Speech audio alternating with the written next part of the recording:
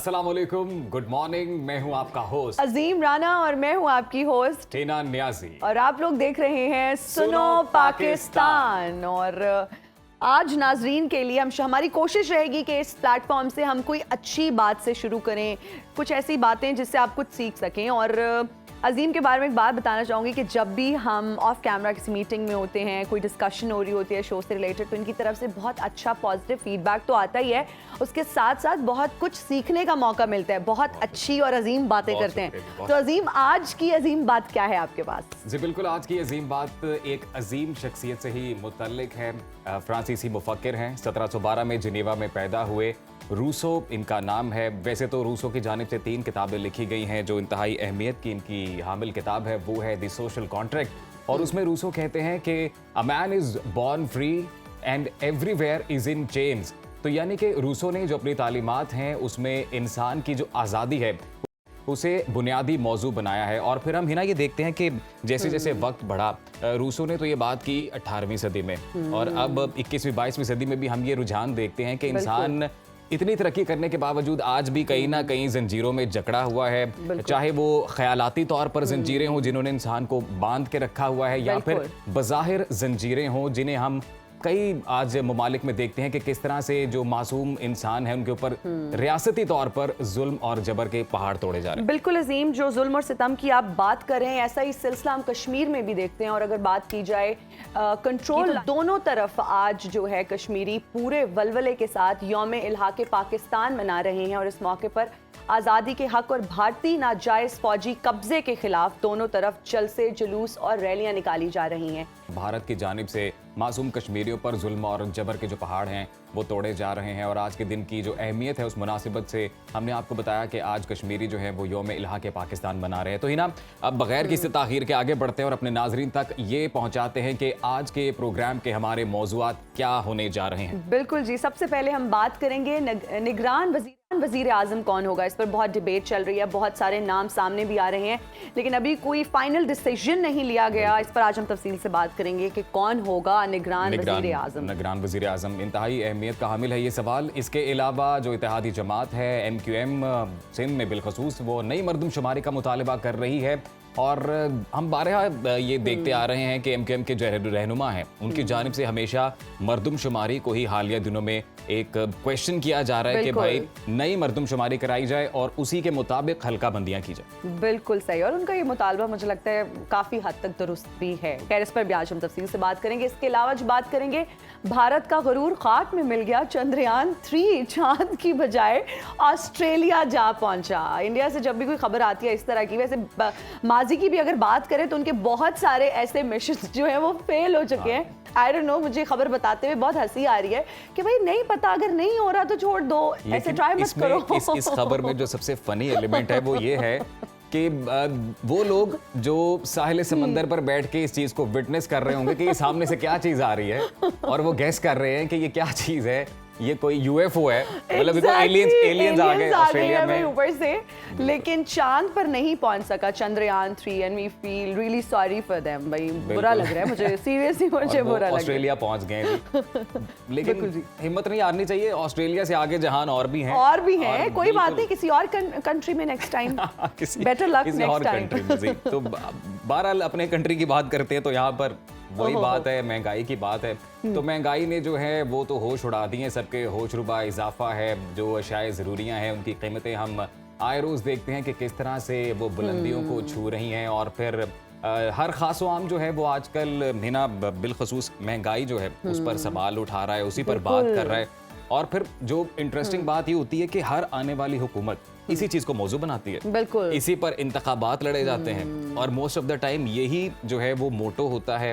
यही आम आवाम को प्रीच किया जाता है कि जी हमें वोट दें, हम आएंगे और महंगाई का कोई सद्देबाब किया जाएगा। बिल्कुल, पिछले दिनों IMF हमारे साथ जो था वो दस्तगिरबाई कहेंगे इस हवाले से कि हम बार जाके दस्तक दे रहे हैं उनके दरवाजे पे कि जी बेल आउट पैकेज दे दे, ताकि जो हमारी मुआशी सूरत हाल है वो थोड़ी सी बेहतरी आ सके, मतलब वेंटिलेटर पर उसको डाला जा सके। एनीवेज जी, इसके अलावा हम अपने नाजरीन को सैर कराएंगे महल की, जो अपने मकीनों का मतफन बन गया है। बहुत ही एक इंटरेस्टिंग स्टोरी हम आपके साथ शेयर करेंगे, बहुत ही खूबसूरत जगह की सैर करवाएंगे और इसकी एक स्टोरी भी है जो आप रिपोर्ट में देखेंगे। तो आज अजीम टॉप स्टोरीज बताने का मकसद ये होता है कि हम अपने नाज़रीन को ये बता दें कि हमारे प्रोग्राम में क्या क्या शामिल है ताकि दे स्टे हुक्ड और उनको पता चले कि हम तमाम चीज़ों को टच करते हुए जाएंगे। तो जब हम सियाहत की बात करते हैं तो हमारी ये भी कोशिश रहती है कि ऐसे हिडन स्पॉट्स आपको दिखाए जाएं जिन पर हुकूमत की तरफ से भी बिल्कुल गौर करना चाहिए, जो कि हमारा असासा है। लेकिन ये तमाम तर मालूमात तो आप तक पहुंचाएंगे ही। आगाज हम कर रहे हैं जी महंगाई की जो है वो बात करना इस वक्त बहुत ज़रूरी है, क्योंकि पाकिस्तान को इस वक्त बैक वक्त कई संगीन बहरानों का तो सामना करना पड़ता ही है। एक तरफ सियासी अदम इस्तेहकाम आपके सामने, जैसा कि आपको बताया है कि कौन होगा नया वज़ीर आज़म, सवाल है जी। मरदमशुमारी नहीं होगी, अहम सवाल है जी। इलेक्शन भी इवन होंगे नहीं होंगे, अहम सवाल है जी। लेकिन महंगाई तो ये है कि वो मुआशी और इक्तिसादी बहरान मिलकर इस वक्त पाकिस्तान को जकड़े हुए हैं। पाकिस्तान बैरूनी कर्जों, महंगाई, गुर्बत और बेरोजगारी के एक ऐसे भंवर में फंस गया है ना कि जिससे निकलना मुश्किल होता जा रहा है। और फिर IMF के मुआहिदों और उनकी शराइत की वजह से महंगाई कहीं रुकने का नाम ही नहीं ले रही। और अगर बात की जाए अशाए खुर्दनोश की तो कीमतें इस कदर ज्यादा हो चुकी हैं कि एक आम आदमी की पहुंच से दूर हो चुकी हैं। और इस वक्त मुल्क में महंगाई की क्या सूरत हाल है, अगर हम आटे की बात कर लें, चीनी की बात कर रहे हैं, तो आम आदमी की दस्तरस से दूर हो चुकी हैं। इस वक्त हम अपने नुमाइंदगान से बात करेंगे जो इस्लामाबाद, कराची और लाहौर का हमें अहवाल बताएंगे। सबसे पहले रुख करते हैं लाहौर का, जहां से हमारे रिपोर्टर मोहम्मद लुकमान हमें बता रहे हैं। जी मोहम्मद लुकमान, कहिएगा इस वक्त महंगाई की क्या सूरत हाल है लाहौर में?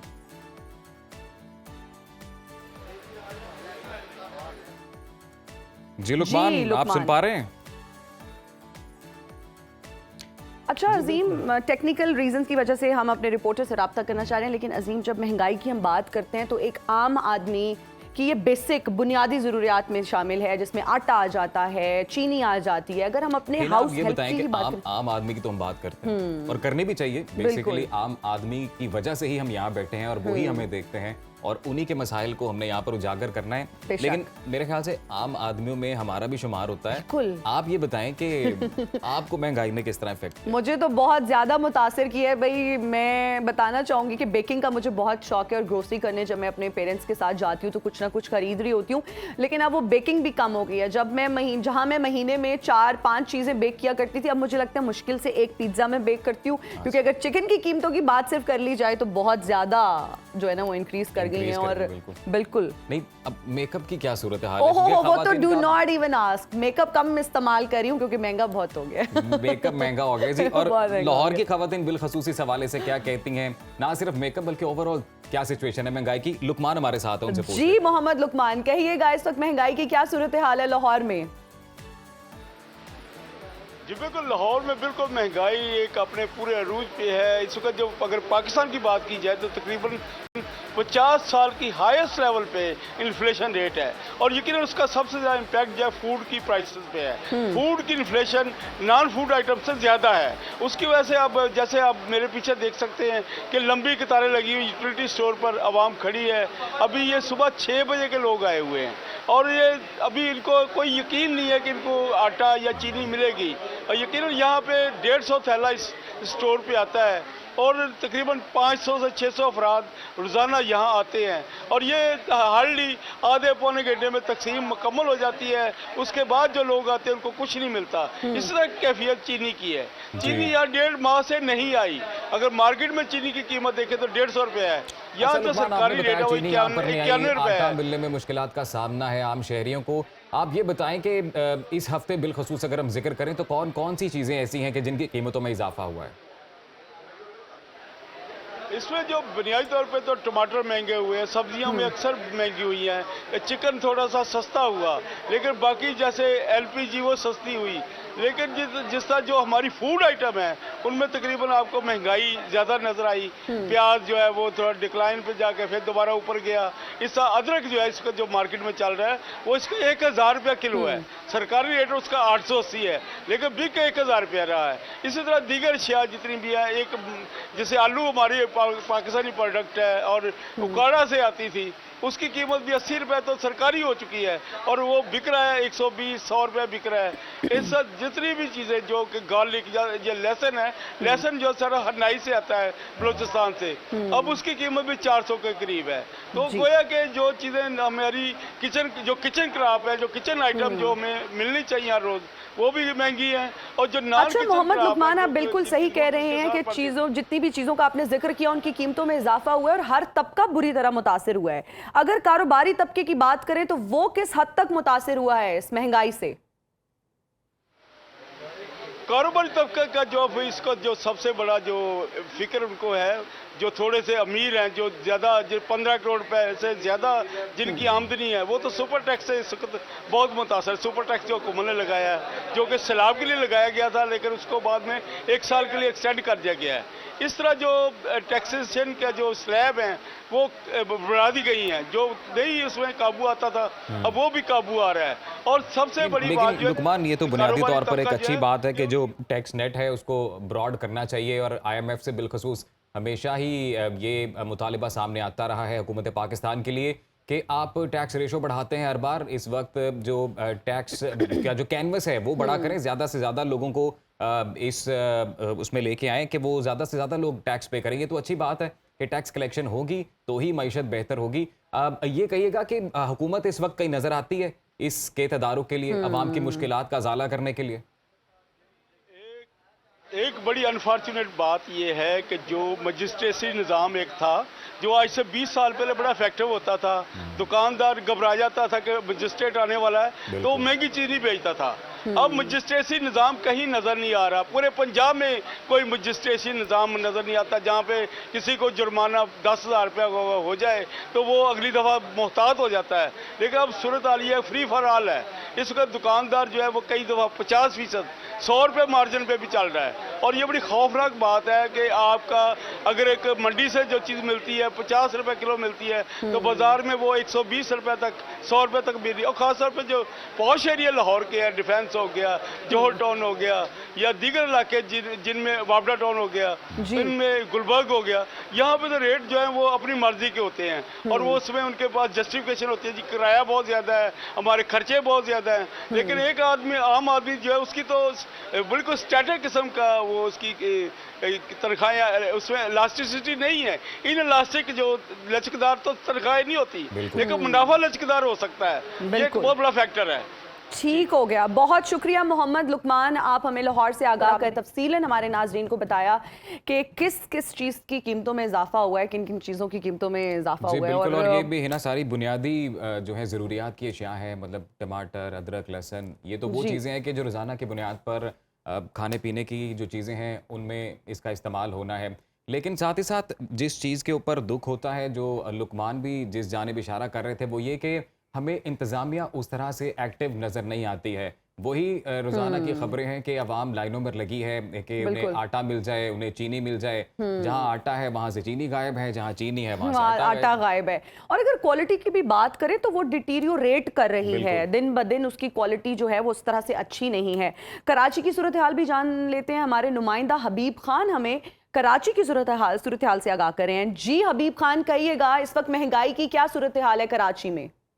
बिल्कुल, देखिए महंगाई की सूरत हाल लाहौर से और इस्लामाबाद से और मुल्क भर से मुख्तलिफ नहीं है, कराची में भी। और यहाँ इस वक्त अगर आम शहरी की बात करें तो बजटिंग के जिस तरह अगर बात करते हैं महंगाई की तो आज से अगर चंद माह पहले भी जाएं तो लोग अशिया ज़रूरिया के अलावा कुछ और चीज़ें भी जो है वो अपने घर के राशन में ख़रीद लिया करते थे। मगर इस वक्त सूरत हाल बिल्कुल तब्दील हो चुकी है, सिनेरियो बिल्कुल चेंज हो चुका है। कराची शहर के अगर शहरियों की बात करें तो आज सिर्फ और सिर्फ आटा, चीनी, तेल, चावल और जो रोज़मर्रा का दूध है इस्तेमाल होने के लिए, चाय जिससे बनती है या बच्चों को जो दिया जाता है, ये चीज़ें ख़रीदने के लिए भी एक आम आदमी का जो बजट है वो मुकम्मल तौर पर आउट हो चुका है। कराची शहर में इस वक्त आटा जो है वो फ्लावर मिल वाला आटा वो 1500 रुपये से तजावुज़ कर चुका है। 1500 रुपये का 10 किलो का थैला इस वक्त कराची शहर में बिल्कुल महंगा हुआ है। हबीब, ये कहिएगा कि आज का अगर हम जिक्र करते हैं तो अभी तक फ्रूट मंडी या सब्जी मंडी में क्या सूरत हाल है, वहाँ पर रेट्स कैसे हैं आज?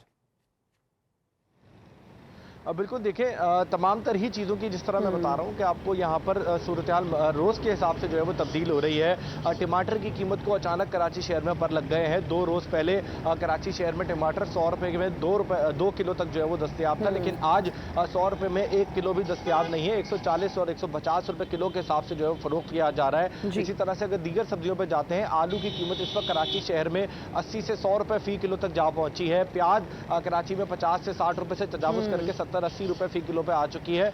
तो ये वो चीज़ें हैं जो कि रोज़ाना आम आदमी को एक अपने 2 वक्त की रोटी करने के लिए ज़रूरी है और ख़रीदारी करनी पड़ती है। तो अगर ये चीज़ें भी अब उसकी दस्तरस से बाहर होती जा रही हैं। फिर इसी तरह से अगर हम दूध की तरफ जाते हैं, दूध 230 रुपये फ़ी लीटर है और आज जो कराची के डेयरी फार्मर्स हैं वो रोज़ाना की बुनियाद पर एक ऐलान कर देते हैं मनमाने तौर पर कि दूध की कीमत में मज़ीद इजाफा किया जाएगा, दूध की कीमत को डॉलर के बराबर लेके आ जाएगा। तो ये तमाम तरह ऐसी चीज़ें हैं जो शहरियों के लिए परेशान कुन साबित अच्छा हबीब खान, अगर हम स्पेसिफिकली बात करें कराची की, तो कौन कौन सी चीजों की कीमतों में इजाफा हुआ है इस हफ्ते? देखिए, हालिया दिनों में जो इजाफा हुआ है वो जिस तरह टमाटर है और उसके साथ साथ आलू की कीमत है, फिर आटे की कीमत में हमने देखा कि पिछले एक हफ्ते के दौरान जो है वो बड़ी तेज़ी के साथ इजाफा हुआ और उसके साथ चीनी कराची शहर में 120 रुपये फ़ी किलो तक फरोख्त हो रही थी आज से 10 रोज़ पहले, और आज 155 से और 150 रुपये तक जो है वो कराची के मुख्तलिफ रिटेल आउटलेट्स पे फरोख्त की जा रही है। अच्छा, सूरत हाल कुछ यूँ भी है कि एक तरफ तो रेट बढ़ रहे हैं, दूसरी तरफ अदम दस्तियाबी की भी सूरत हाल जो है वो पैदा होती जा रही है। कराची में यूटिलिटी स्टोर्स पर पिछले 2 माह से कराची जो है वो चीनी नहीं पहुँच सकी है। 91 रुपीज़ पर केजी उसका रेट है आम शहरियों के लिए, जबकि जो इनकम सपोर्ट के तहत उसकी वहां से चीनी की खरीदारी करते हैं उनको सिर्फ 70 रुपए में मिलती है। लेकिन मजेदारी ये है कि कराची में यूटिलिटी स्टोर्स पर 2 माह से चीनी गायब है। मार्केट्स में जाते हैं बिल्कुल, तो यूटिलिटी स्टोर्स पे आटा और चीनी गायब हैं। बहुत शुक्रिया आपका कराची से हबीब खान, हमें तफसीलात से कर रहे थे। तो ओवरऑल यही सिचुएशन है ना, लाहौर हो, कराची हो, पेशावर हो, कोयटा हो, ओवरऑल यही सिचुएशन है, हर जगह का यही हाल है। जो शायद ज़रूरियाँ हैं, जो बुनियादी चीज़ें हैं वही दस्तयाब नहीं हैं। और फिर हम ये देख रहे हैं कि ना सिर्फ ये गायब है मार्केट से, बल्कि जहाँ कहीं पे मिल रही हैं वहाँ पर भी इनकी कीमतें इस कदर ज़्यादा हैं कि जो आम शहरी हैं उन्हें शदीद मुश्किलात का सामना करना पड़ता है। बिल्कुल, और इस सारी सिचुएशन में अगर बात करें गवर्नमेंट की, हुकूमत की, तो कोई फोकस ही नहीं है। मतलब कुर्सी की एक जंग चल रही है, सबको जो है ना वो कुर्सी पर आना है, लेकिन हमारे गरीब आवाम के बारे में कोई सोच ही नहीं रहा। और गरीब जो है वो पता नहीं कब तक इस तरह से पिसता रहेगा और महंगाई का सामना उनको करना पड़ेगा। अच्छा, इसका जो हल है बड़ा ही बुनियादी हल है, और जो कई माहिरीन सजेस्ट करते हैं कि आपका लोकल गवर्नमेंट सिस्टम जितना इफेक्टिव होगा, बिल्कुल उतना ही एक आम इंसान की जिंदगी जो है वो आसान रहेगी और रिलीफ मिलेगा। आम बातों का ये जो सिलसिला है इसी तरह हम जारी रखेंगे। फिल वक्त शामिल करेंगे एक ब्रेक। हाजिर होंगे ब्रेक के बाद। देखते रहिए सुनो पाकिस्तान।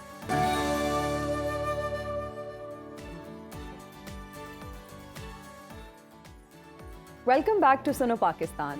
बिल्कुल जी, ब्रेक से वापस आ चुके हैं और अपने प्रोग्राम का सिलसिला आगे बढ़ाएंगे। ब्रेक पे जाने से पहले हमने महंगाई की बात की थी, लेकिन अब बात ये करते हैं कि मुल्क में लम्हा बलम्हा जो सियासी सूरत हाल है वो किस तरह से बदल रही है, वो भी आप तक पहुंचाते हैं। कुछ लेटेस्ट डेवलपमेंट्स हैं। एक तरफ तो जिक्र हो रहा है नवाज शरीफ का कि वो वतन वापसी की तैयारियां उनकी जानिब से अब शुरू कर दी गई हैं, और इस बात का इंदिया बहरहाल हमने देखा मरीम औरंगजेब ने अपनी प्रेस कॉन्फ्रेंस में भी दिया था। और दूसरी तरफ एक नई मरदमशुमारी पर, इंतखाबात पर सियासी जमातों के इख्तलाफात भी सामने आ चुके हैं।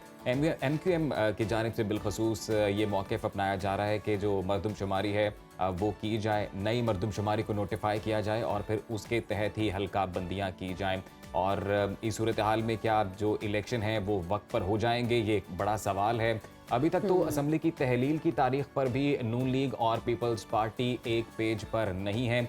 अलबत्ता शहबाज शरीफ वज़ीर-ए-आज़म पाकिस्तान की जानिब से तो ये इंदिया दिया गया है कि जल्द ही असम्बलियाँ डिज़ोल्व होंगी और हम नए इंतखाबात की जानिब बढ़ेंगे। इसके अलावा एक और अहम खबर ये है कि हुकूमत के जो फुल कोर्ट बनाने के इसरार के बावजूद चीफ जस्टिस पाकिस्तान उमर अता बंदयाल की जानिब से कल इनकार कर दिया गया। इंतहाई अहमियत का हामिल ये भी नुक्ता है। बिल्कुल अजीम, आपने बहुत जितनी भी रात को अब जो भी प्रोग्रेस हुई है, जो भी अपडेट्स थी आपने हमारे नाजरीन को बताई। बहुत ज़रूरी है कि हम उनको पॉलिटिकली अपडेटेड रखें, लेकिन इसके साथ साथ ये भी बहुत ज़रूरी है, पहले मैं चाह रही हूँ थोड़ा सा कुछ पॉजिटिव हम बात करें, फिर एक ही गो में हम महंगाई की बात करेंगे, इलेक्शंस की बात करेंगे, मरदमशुमारी पर भी बात करेंगे। लेकिन उससे पहले मैं चाह रही हूँ कि हम अपने नाजरीन को, जिसका हमने शुरू में बताया था एक महल के बारे में, उमर हयात महल, उसकी अगर सैर करा दी जाए और इसके बारे में थोड़ा सा बैकग्राउंड बता देते हैं आपको कि ये एक ऐसी इमारत है जो अपने फ़न तामीर के हवाले से अपनी मिसाल आप है, और इस इमारत से ऐसी दास्तानें वाबस्ता हैं जिसको सुनकर इंसान को दुनिया की बेसबाती का एहसास होता है। और इस इमारत को एक ताजिर ने अपने इकलौते बेटे के लिए तामीर करवाया, मगर शादी की पहली रात ही वो पुरस्रार तौर पर मर गया। जी हाँ, हम बात कर रहे हैं, बिल्कुल जी, चिन्योट में ये मौजूद है, एक तारीखी इमारत है और इसका नाम अगर हम आपको बताएं तो उमर हयात महल से भी ये इमारत जानी जाती है। बड़ी इसकी ना मुझे लगता है कि मिस्टीरियस और बड़ी सैड हॉन्टेड हाउस भी, बिल्कुल। तो आइए देखते हैं इस हवाले से एक तफसीली रिपोर्ट।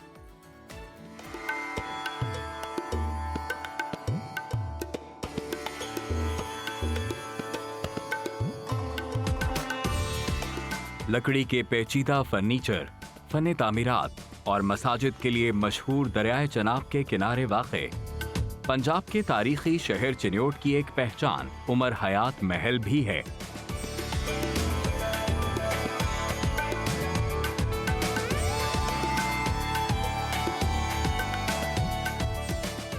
उमर हयात महल 20वीं सदी के अवाइल में लकड़ी के खूबसूरत काम से मुज़य्यन 5 मंजिला हवेली है जो चिन्योट में वाक़े है।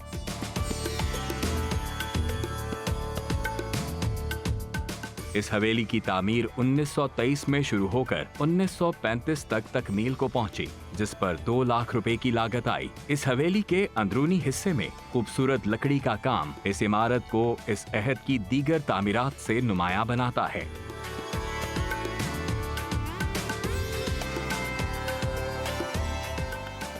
शेख उमर हयात के अकलौते बेटे गुलजार की शादी 1937 में इस हवेली में हुई, जो अगली सुबह पुरअसरार तौर पर इंतकाल कर गए, जिन्हें महल की ज़ेरी मंजिल के सहन में दफन किया गया।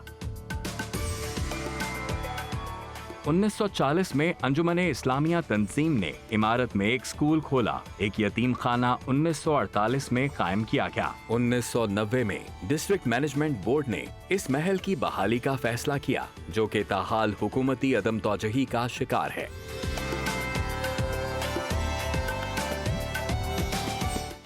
जी बिल्कुल, आपने ये उमर हयात महल पर एक तफसीली रिपोर्ट मुलाहिजा की है, जो कि अच्छी बात है कि इसको प्रिजर्व किया जा रहा है, लाइब्रेरी इसमें बना दी गई है, लेकिन है तो ये हॉन्टेड हाउस ही ना। जाएंगी आप यहाँ पर? मुझे अफसोस हो रहा था, मैं बिल्कुल नहीं जाना चाहूँगी देख के जो अभी इसकी करंट कंडीशन है, क्योंकि हुकूमत की तवज्जो इस तरफ बिल्कुल नहीं है। अगर हम इस तरह की इमारतों को रेस्टोर करें और उनके रिवाइवल के लिए काम करें तो बहुत बेहतरी आ सकती है और हमारी टूरिस्ट इंडस्ट्री बहुत फ्लरिश कर सकती है।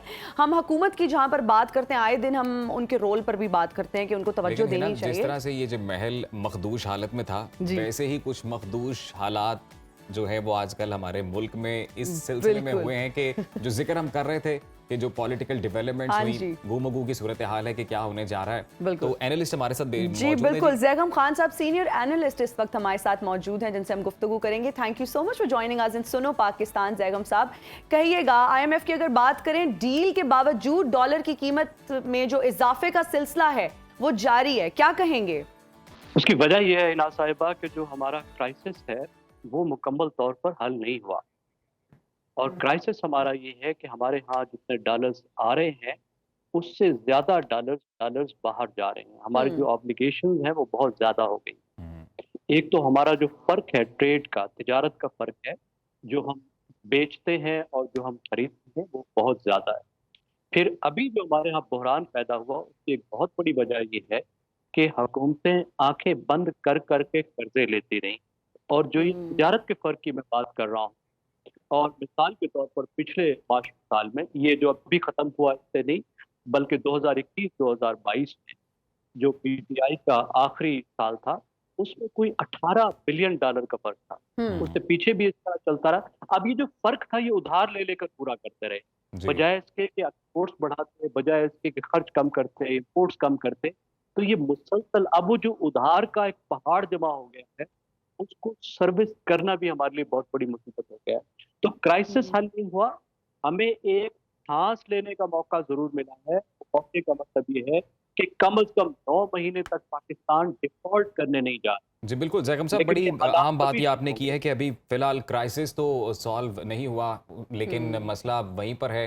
एक सांस लेने का जो मौका है, एक ब्रेक मिल गया है हमें 9 माह का, लेकिन चूंकि मुख्तलिफ इस वक्त सिनेरियोज हैं जिसका सामना है मौजूदा हुकूमत को, तो उस हवाले से हम चाहेंगे कि तमाम जो नुकात हैं उसको आप टच करें और उस पर अपना तज्जिया पेश करें। अब हालिया दिनों में हमने ये भी देखा है कि इंतखाबात की हवा बनी हुई है और वज़ीर आज़म ने भी इंदिया दे दिया है कि जी जल्दी असम्बली डिज़ोल्व होगी या वो अपनी मुद्दत पूरी करने के बाद ऑटोमेटिकली डिज़ोल्व हो जाएगी, फिर इंतखाबात की जानिब जाएंगे। तो इस सारे सिनेरियो में हमने ये देखा है कि वज़ीर आज़म जो नामुकम्मल तरक्याती मंसूबे हैं उनका ही इफ्तिताह करते हमें नजर आते हैं। तो इतनी उजलत क्यों है सर? बहुत अफसोसनाक उजलत है, और खास तौर पर जो पार्लियामेंटेरियंस की स्कीम है। आप देखिए 90 अरब रुपए रखे गए हैं पार्लियामेंटेरियंस की स्कीम के लिए, जिसमें से 60 अरब रुपए रिलीज भी कर दिए गए, जो कल की खबर थी। अब ये स्कीमें जो होती हैं ये एक तरह की सियासी रिश्वत होती है। एक तो अब सब लोग ये जानते हैं, कुछ हुई बात नहीं है कि इसमें जो पार्लियामेंटेरियन जिसको ये स्कीम होती है उसको इसमें हिस्सा मिलता है, कट मिलता है। मुझे इंजीनियर्स बताते हैं कि तकरीबन 12% जो है वो हिस्सा होता है पार्लियामेंटेरियन का। आप हिसाब लीजिए 90% का 12 कितना बनता है? 10 अरब डॉलर, 10 अरब रुपए जो है वो तो इनकी जेब में जाएंगे। ठेकेदार भी खाता है। लेकिन अफसोसनाक बात यह है कि जिस तरीके से ये पैसे खर्च किए जाते हैं, और अभी जितनी उजरत में खर्च किए जाएंगे, जब आप इतनी जल्दी स्कीमें बनाकर उसको इतनी जल्दी इंप्लीमेंट करने की कोशिश करेंगे तो वो भी कबाड़ा होगा। यानी होना ये चाहिए, जो असूल है तरक्की का, कि आप प्लान करें कि कहाँ किस चीज की जरूरत है और उस प्लानिंग के मुताबिक तरक्की करें। लेकिन हमारे यहाँ जो तरक्की का मॉडल है, इसको कहते हैं पेट्रोनेज सिस्टम, जो सियासत का भी मॉडल है, कि आपके जो नीचे लोग हैं उनको खुश करने के लिए, आप उनकी ख्वाहिश पूरी करने के लिए तरक्याती काम करें और बदले में उनसे वफादारी लें, बदले में उनसे वोट लें। अब ये स्कीमें वहां जाएंगी जहां पे इनको वोट मिलेंगे, वहां नहीं जाएंगी जहां जरूरत होगी। कोई तगड़ा आदमी है, उसको एक नया स्कूल चाहिए, चाहे वहां पहले भी स्कूल मौजूद है, एक और स्कूल बन जाएगा। किसी जगह को सड़क की जरूरत नहीं है, एक तगड़ा आदमी है, उसके पास 500,000 वोट है, वो कहता है जी इधर से एक और सड़क भी मुझे निकाल दो, उसको मिल जाएगी। तो ये बहुत बड़ा ज़िया है। पार्लियामेंटेरियंस का काम ही नहीं है तरक्याती स्कीम, उनका क्या ताल्लुक है? वो तो लेजिस्लेटर हैं, उनका कोई हक ही, लोकल गवर्नमेंट्स के काम है। लेकिन लोकल गवर्नमेंट भी इसी वजह से बनने नहीं देते, इसी वजह से उनको मजबूत नहीं होने देते कि जो हक लोकल गवर्नमेंट का है उसको हम खुद खाएं और अपने आप को मजबूत करें। बिल्कुल बड़ी अनफॉर्चुनेट सिचुएशन है कि लोकल गवर्नमेंट का हक भी खुद खा लेते हैं ये लोग। अच्छा खैर, आजकल अगर हम मुल्की सियासत की बात करें, ज़ैगम खान साहब, बड़ी इंटरेस्टिंग सिचुएशन सामने आ रही है, जिसका दिल करता है वो पार्टी बना लेते हैं। और परवेज़ खटक साहब की अगर बात करें, उन्होंने नई सियासी जमात बना ली है। तो क्या आप देखते हैं इस जमात का फ्यूचर? क्या इस्तेहकाम पाकिस्तान जैसा ही फ्यूचर होगा इस जमात का भी? देखिए, फ्यूचर तो अभी अनक्लियर है, जाहिर है थोड़ा सा हमें शक का फायदा देना चाहिए। ठीक है। लेकिन पाकिस्तान में जो जमातें बनती हैं, अगर आप तारीखी तौर पर देखें तो एक चीज आपको कॉमन नजर आएगी, चाहे वो छोटी जमातें हो चाहे बड़ी जमातें, बड़ों में तो और भी बहुत कॉमन, कि उसको बनाने वाला एक अवामी तौर पर मकबूल लीडर होता है, जिसको हम अंग्रेजी में कहते हैं ना, जिसको हम कहते हैं ना जी, कि वो एक कैरिज्मेटिक पर्सनैलिटी होती है, करिश्माती शख्सियत होती है, लाखों फॉलोअर उसके पीछे होते हैं। आप पीछे जो 3 बड़ी पार्टियां बनी, आप उनको देख लें, पीपल्स पार्टी, मुस्लिम लीग नवाज, पीटीआई, के उनके लीडर्स की बड़ी फॉलोइंग। छोटे को भी अगर आप देखें, इवन आप एएनपी को देखिए, तो उसके जो फाउंडर थे बाचा खान, फिर वली खान, कितने मकबूल रहनुमा थे। इसी तरह यानी छोटी जमात भी जो अगर सस्टेन होती है, इसमें जो एक चीज इन दोनों जमातों में नजर आ रही है कि कोई ऐसा लीडर नहीं है जिसकी आवाम में बहुत ज्यादा अपील हो। बिल्कुल, इसमें बहुत से इलेक्टेबल जरूर मौजूद हैं, इलेक्टेबल्स के वोट भी होते हैं, लेकिन इलेक्टेबल के खाली अपने वोट काम नहीं आते, कुछ पार्टी का वोट भी चाहिए होता है, लीडर का वोट भी चाहिए होता है। जब टफ चैलेंज है, शायद वो पीटीआई का तो नुकसान कर लेंगे तकसीम करके, और इनमें से कुछ लोग जो तगड़े इलेक्टेबल हैं वो जीत भी जाएंगे। ऐसा नहीं है कि इनमें से बिल्कुल कुछ इनको नहीं मिलेगा, लेकिन ये समझना कि ये बहुत बड़ा कोई रेवोल्यूशन ले आएंगे, बहुत बड़ी एक पार्टी खड़ी हो जाएगी जो अगली दफा हुकूमत बना लेगी, बहुत बड़ी सीटें ले लेंगे, वो मुझे नजर नहीं आता। ठीक है जी, बिल्कुल। अभी फाइनल तो कुछ भी नहीं कहा जा सकता कि परवेज़ खटक साहब की जानिब से जो जमात नई तश्कील दी गई है उसका क्या मुस्तकबिल होगा। तो बहुत शुक्रिया आपका, एनालिस्ट ज़ैगम खान साहब हमारे साथ मौजूद हैं। आपने अपनी जो राय है उससे हमें आगाह किया। IMF की जो पॉलिसी है उससे मुतल्लिक ज़ैगम खान बता रहे थे। फिर उसके अलावा जो इस वक्त हुकूमत की जानिब से जो रवैया अपनाया गया है कि वो नामुकम्मल मनसूबों का इफ्तिताह किया जा रहा है, उस पर उन्होंने वहाँ- रोशनी डाली। फिर परवेज जी। खट्टक की सियासी जो जमात उन्होंने बनाई है उससे मुताल्लिक भी डिटेल्स उन्होंने वैसे मैं एक बात सोच रही हूँ अजीम कि हमारे मुल्क में सियासी जमात बनाना कोई बिग डील नहीं है, मुझे लगता है हम भी बना सकते हैं अगर कभी दिल करे तो। जी बिल्कुल, तो कोई कोशिश की जा सकती है, कोशिश की जा सकती है बिल्कुल। और क्रिस्मेटिक लीडर हमारे साथ ही मौजूद।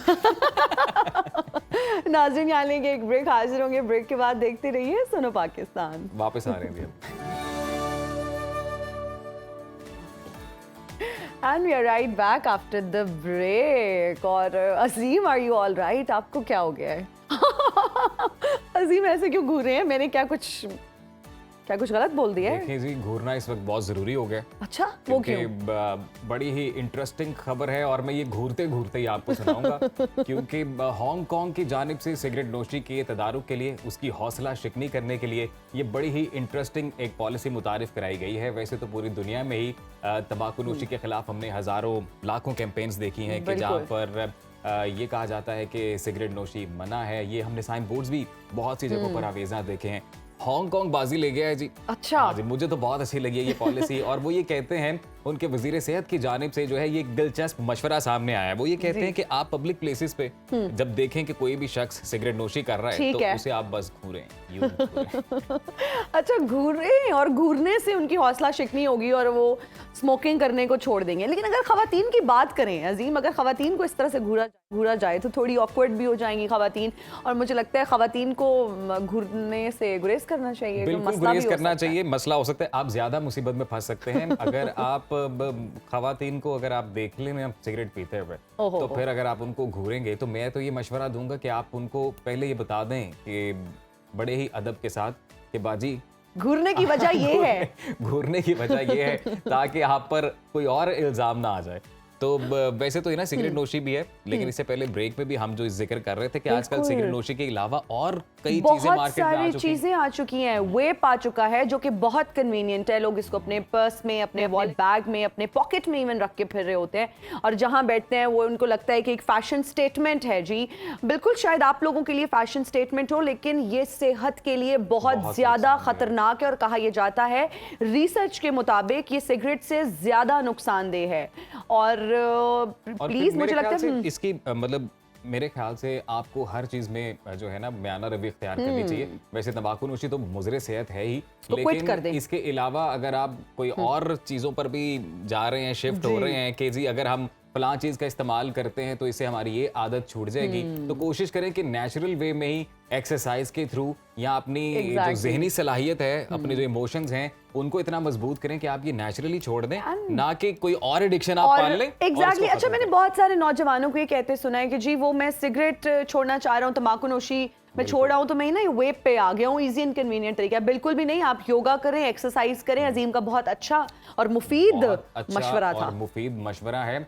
और लेकिन सिगरेट पीने वाले तो मोहतात रहेंगे ही, क्योंकि उन्हें अवाम अब घूरेगी। दूसरी जानिब शादीशुदा मर्द भी अब मोहतात हो जाएं, क्योंकि उनकी एक छोटी सी गलती उन्हें जेल पहुंचा सकती है। जी हाँ, हम बात कर रहे हैं ताइवान में एक कपल की, मियां बीवी की। मियां ने अपनी बीवी का फेसबुक अकाउंट हैक कर लिया और शौहर को इस हरकत पर 3 माह के लिए जेल भेज दिया गया। और हुआ कुछ यूं कि कुछ अरसा पहले जो है शौहर से झगड़े की वजह से बीवी अपनी बेटी समेत घर छोड़कर चली गई थी, जिसके बाद शौहर ने बहुत कोशिश की, राब्ता करने की कोशिश की, लेकिन उनका राब्ता ना हो सका। और उन्होंने फोन कॉल्स करने की भी कोशिश की, मैसेजेस भी, लेकिन हर जगह से ब्लॉक कर दिया गया। लेकिन मेरे ख्याल से ना तो ये बेचारा फंसा ही है ना, फंसा ही है। नहीं, लेकिन उसकी जानिब से तो एक अच्छा इकदाम था कि वो कांटेक्ट करना चाह रहा था। भाई बीवी नाराज होकर चली गई है, मनाना चाह रहा था, वो कोई राब्ता नहीं है, तो वो फिर बीवी का क्या ना करता, मरता क्या ना करता।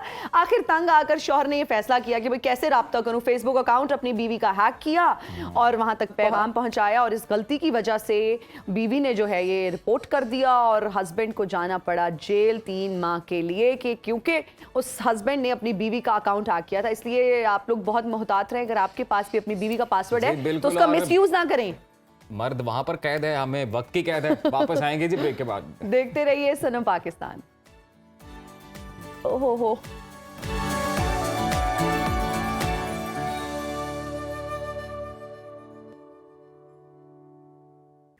आप कहीं भी हो, वक्त कोई भी हो, वाकिफ रहें दुनिया भर के अहम हालात, वाकयात और अहम खबरों से।